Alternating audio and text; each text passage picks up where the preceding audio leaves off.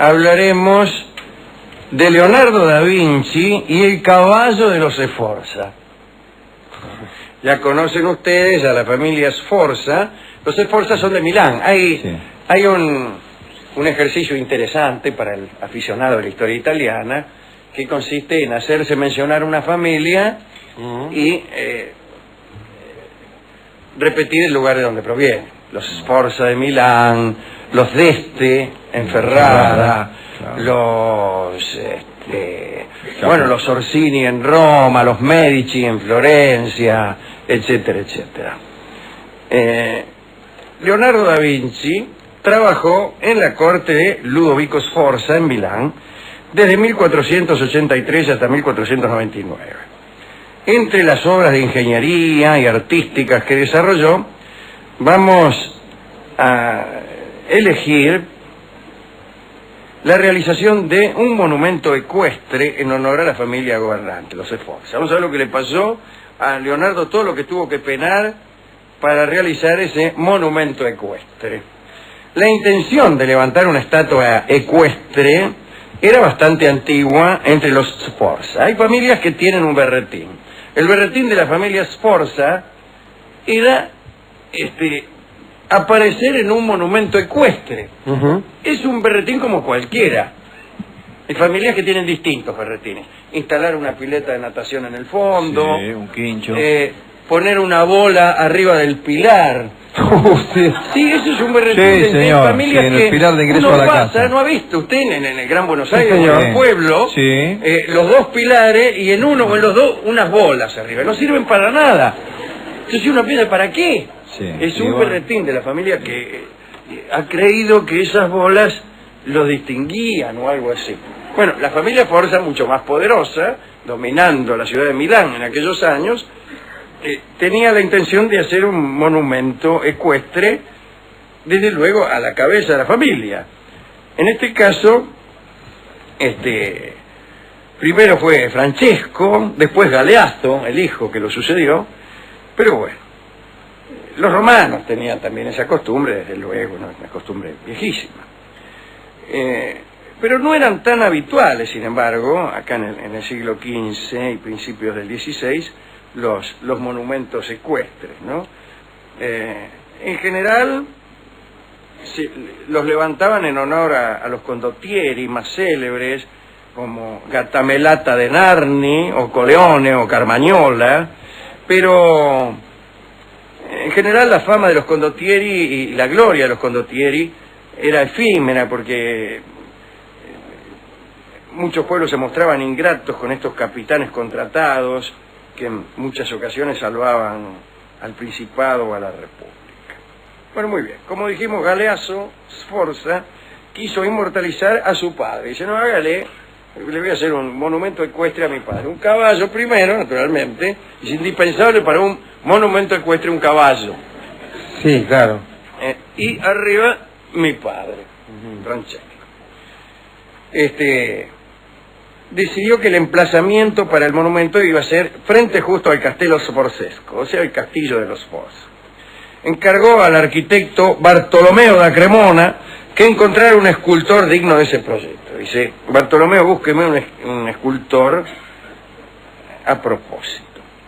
Era 1473. Bartolomeo presentó a Galeazzo a un escultor que se llamaba Maffeo de Chivate, que pidió 2.000 ducados. Prometió ejecutar el monumento ahí con un jinete hecho de cobre batido y sobre dorado, para que no pesara tanto. Después aparecieron los hermanos Mantegazzi, que eran orfebres de Pavía, y ofrecieron una estatua fundida cuyo bronce tenía un dedo de grosor, que entonces iba a pesar mucho más, pero era más barata esta. Bueno, las conversaciones se demoraron, y Galeazzo se murió sin que se hubiera tomado decisión alguna. Pasó a gobernar su hermano, Ludovico Sforza, que sí. ¿Cómo se llamaba el marido de Lucrecia Borgia?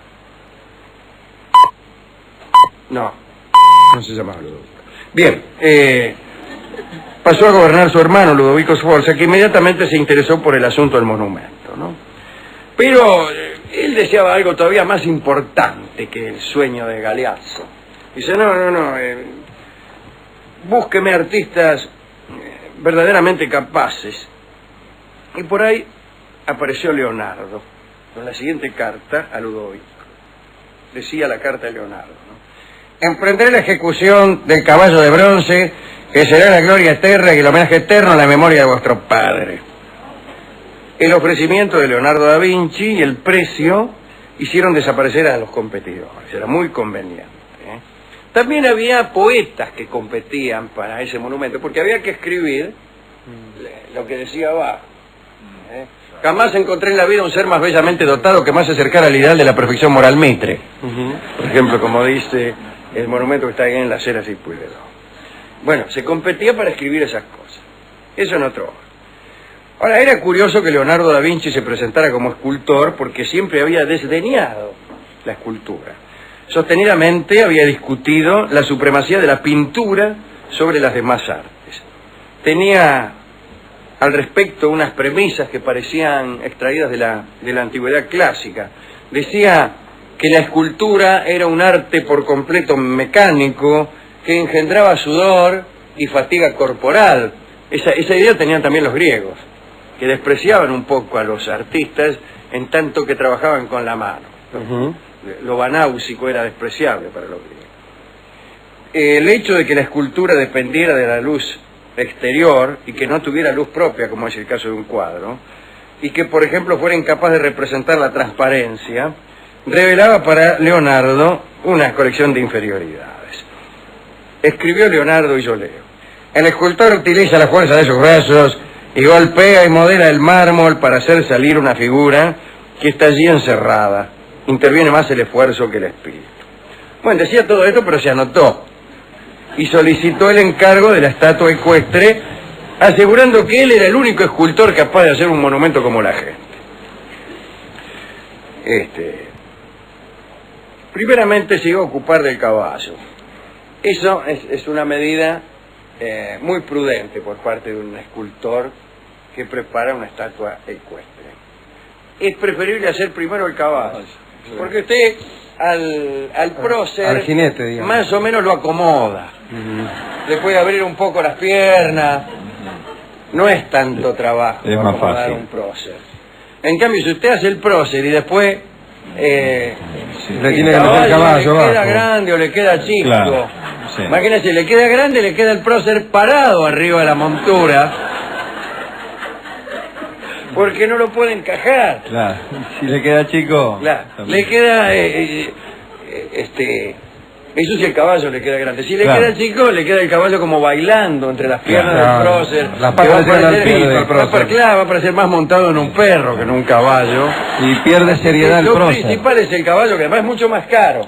Sí, acá entre nosotros, no en la vida real. No, ahí no vale más el caballo que el prócer. No queremos desmerecer a ningún prócer porque no queremos tampoco ruidos con los institutos históricos, no. Pero en lo que es el bronce propiamente dicho, es más caro el caballo, señor. Discúlpeme. No, está bien. Entonces Leonardo empezó a ocuparse del caballo. Yo después iba a pensar en el tipo cuando el caballo estuviera terminado. Leonardo en realidad tenía una pasión notable por los caballos. También por los jinetes. Cuentan que él mismo era un jinete extraordinario y que consideraba que los caballos eran seres semidivinos. Plásticamente, el primer problema que se le planteó fue el de la postura del caballo. Leonardo lo había deseado galopando, pero cuando el caballo galopa, desde luego no están las cuatro patas pisando. Claro. Atención, la mejor forma de hacer un caballo es echado. Claro. Sí, para el escultor te lo has echado y ya está bien apoyado, pero es horrible un caballo echado. El prócer parado al lado. Claro. La segunda es parado, con el caballo parado, con el prócer agarrando el caballo. Sí, teniendo la rienda. Pero él lo quería galopando. Entonces hizo unos dibujos que buscaban esa actitud dramática, estudió los caballos en los picaderos, se fue a dibujar al Palacio San Severino, casualmente compañero de Radio Rivadavia. y descubrió que los caballos que galopaban o que se encabritaban inclusive eran mucho más hermosos y expresivos. Pero después de los dibujos empezaron los problemas. El erudito Luca Pacioli anotó las medidas del proyecto de esa escultura en el prefacio de su libro La Divina Proporción, la proporción áurea, el 1, 6, 7 y otros números. Eran 12 brazas que medía el caballo que había diseñado o que tenía pensado hacer Leonardo. O sea, más de 7 metros desde la pezuña hasta lo alto de la cabeza. Era un flor de caballo, no era un caballo tamaño natural, era un caballo agrandado. Entonces calculó Pacioli que si se hacía de bronce el caballo pesaría 7 toneladas. Y era imposible, trabajando en esas dimensiones, hacer el caballo galopante que Leonardo quería. Para sostener esa masa era necesario utilizar otras marchas. Entonces Leonardo diseñó un caballo al paso. Era menos dramático que el anterior, pero según Leonardo conservaría cierta fisonomía imperiosa.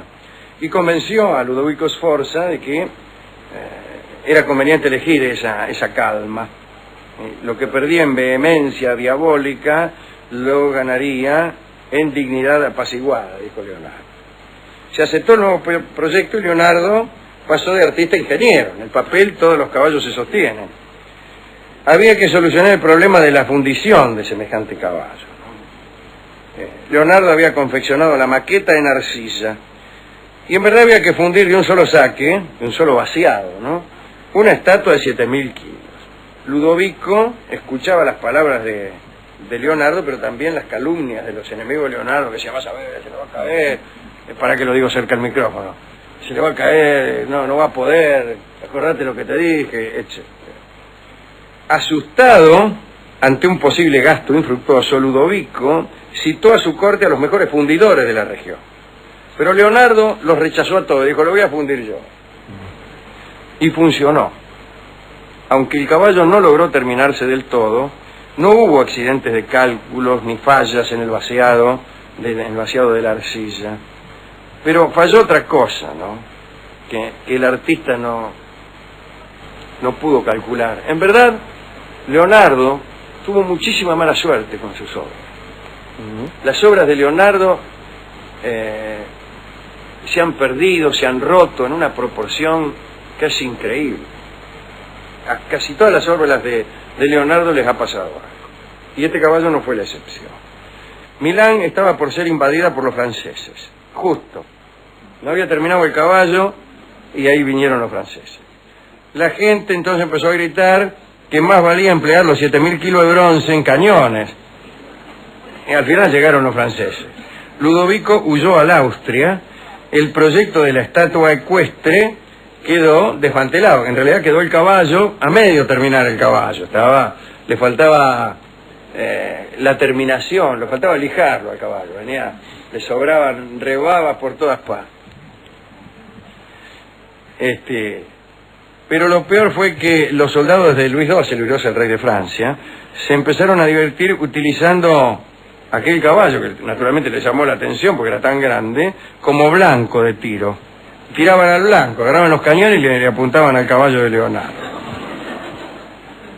Hércole d'Este, o sea, que eran de Ferrara, encargó a un enviado suyo, Giovanni Valla, que negociara con los franceses la venta del caballo. Hércole, duque de Ferrara, que le he dicho, había encargado una estatua ecuestre a un artista de su corte, pero parece que el artista se murió antes de terminarla, le dejó el caballo a medio terminar. Entonces pensó Hércole que el caballo que había sido creado para Francesco Sforza podría ser para él.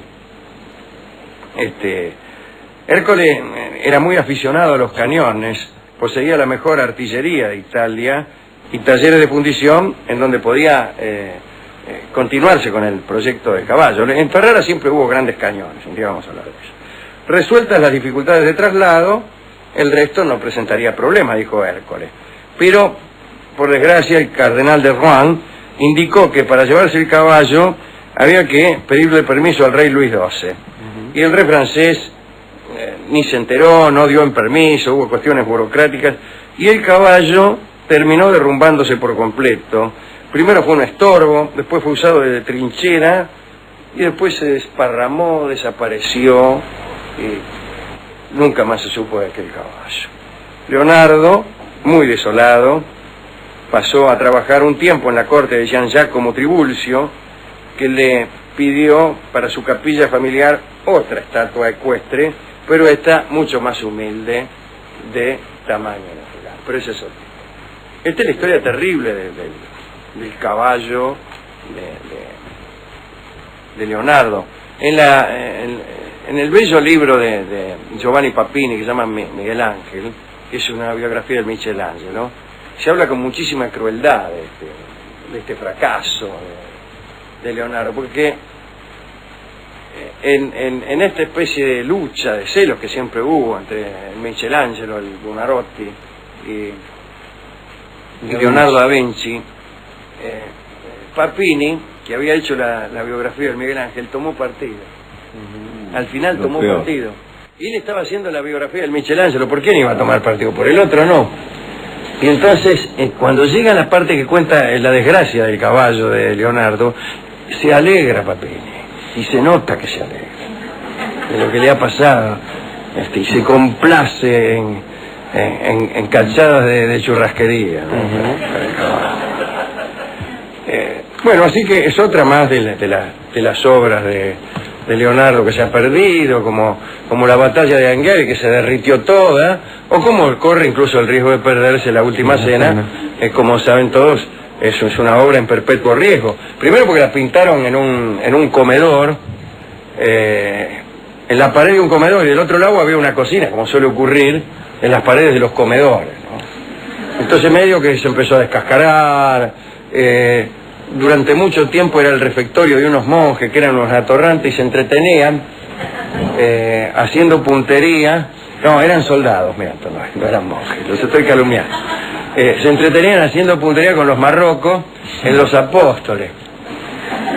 Estaban morfando ahí, veían la última cena, le tiraban. Voy 50 a San Juan. San Juan. Y lo peor que le pasó a ese cuadro fue que hicieron una puertita. No sé en qué año hicieron una puertita que le cortaron la gamba a un apóstol, no sé a cuál. Ahora, bueno, se han hecho en el siglo XX, se hicieron muchos esfuerzos por preservarla, reconstituirla, pero es una obra... ¿A quién dedicar esto que hemos visto, esta historia, este fracaso ecuestre? A Leonardo, por supuesto. A Leonardo, desde luego. Está maravilloso. Un amigo de este programa. Pero también a la pobre familia Sforza, que hacía ya varias generaciones que quería tener una estatua con una Sforza arriba de un caballo y no hubo manera, ni pagando. Se llamaba Giovanni Sforza, el marido de Lucrecia Borgia. Giovanni Sforza, sí. Lo casaron con Lucrecia Borgia y después, como no le gustó al papá de Lucrecia, que era el papa, lo acusaron de impotente a Giovanni. Y el tipo empezó a hacer, ¿cómo decía? ¿Qué se ¡Mentira! cree? No, ya, tómesela, ya está. Una vida tremenda la de Giovanni Sforza. Bueno, entonces Giovanni Sforza también, de la misma familia milanesa. Y a Héctor Larrea, que nos visita esta noche, el vengador de Bragado.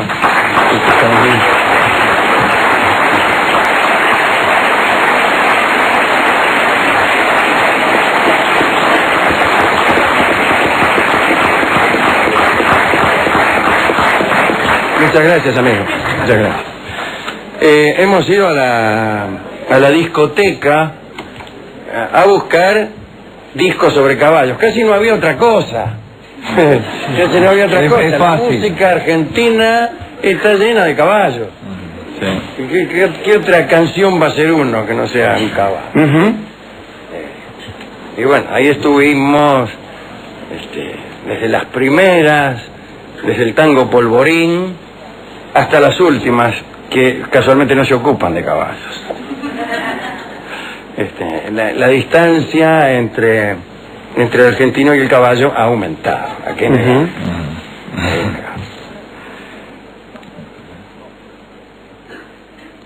Sin embargo, en la discoteca no tenían tantos como nosotros pensábamos.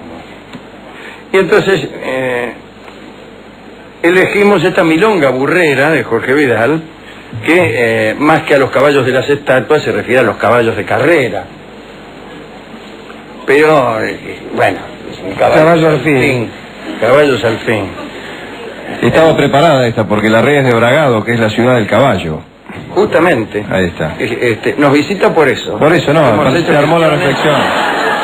En homenaje, cumpliendo con nuestros homenajes inherentes a la Semana del Caballo. Sí. Ah, la semana del caballo. Esta es la Semana del Caballo. Termina el domingo. Hemos hablado sobre la estatua ecuestre de los Forza y hemos convidado a don Héctor Larrea, que procede de Bragado, la ciudad del mismo. Ya, sí. Ah, no, de caballo, del caballo. Y del mismo, y de él también. Bien, escucharemos entonces Milonga Burrera por Jorge Vidal. Adelante.